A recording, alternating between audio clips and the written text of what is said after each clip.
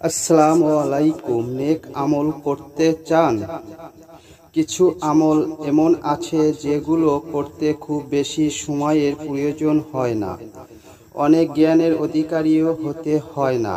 কিছু এগুলোর ফজিলত অনেক বেশি, যেগুলো বান্দার আমলনামাকে ভারী করে।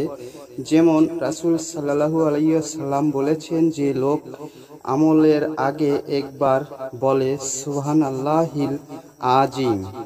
আশা করি সম্পূর্ণ সূরাটি শুনুন। أعوذ بالله من الشيطان الرجيم. بسم الله الرحمن الرحيم. قل هو الله أحد الله الصمد لم يلد ولم يولد ولم يكن له كفوا أحد. صدق الله العظيم.